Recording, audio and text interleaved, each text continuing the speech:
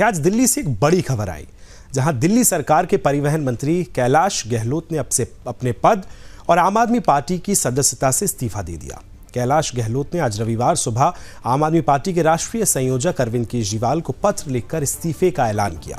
गहलोत ने केजरीवाल को लिखे इस पत्र में यमुना की सफाई के मुद्दे को आपकी आलोचना भी बताया और जिम्मेदार ठहराते हुए उन्होंने कहा कि आम आदमी पार्टी ने केंद्र सरकार से लड़ाई करने में बहुत वक्त बर्बाद किया है।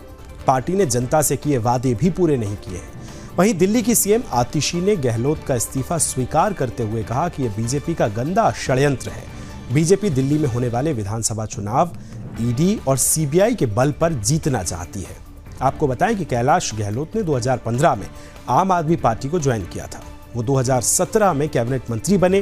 पेशे से वकील कैलाश गहलोत ने राजनीति में आने से पहले 10 साल तक सुप्रीम कोर्ट और हाई कोर्ट में कई बड़े केसेस लड़े हैं। अब उनके इस्तीफे के बाद पक्ष और विपक्ष दोनों तरफ से अपने अपने दावे हैं। पक्ष इस खबर का क्या कहता है, आइए सुनवाते हैं।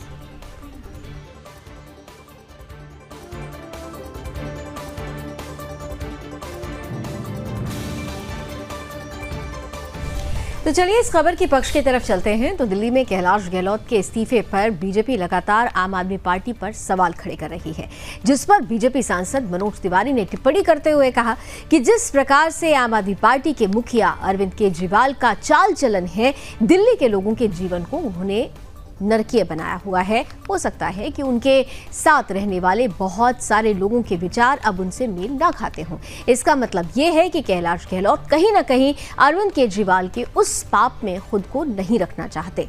उन्होंने आगे कहा कि मुझे लगता है कि अरविंद केजरीवाल के साथ कोई भी जिसके अंदर थोड़ी भी अच्छाई बची होगी वो अब रहना नहीं चाहेगा।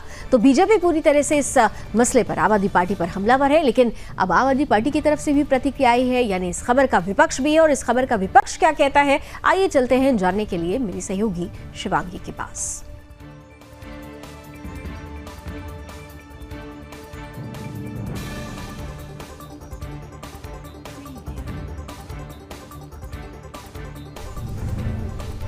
तो चलिए अब इस खबर के विपक्ष की बात करेंगे। दिल्ली के मंत्री और आप नेता कैलाश गहलोत के इस्तीफे पर आप सांसद संजय सिंह ने कहा है कि कैलाश गहलोत का इस्तीफा बीजेपी की गंदी राजनीति और साजिश का हिस्सा है।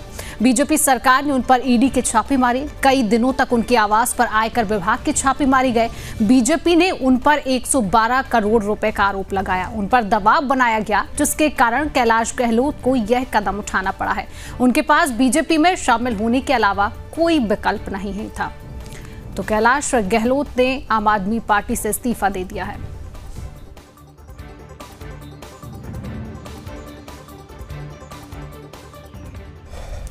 तो आम आदमि पार्टी से अब कैलाश गहलोत ने इस्तीफा दे दिया है। बीजेपी को बैठे बैठाए मौका मिला है। राजनीति चरम पर है। दिल्ली में अगले साल चुनाव होने और चुनावों से पहले ये परिस्थिति आने वाली तस्वीर बहुत हद तक क्लियर भी कर रही है।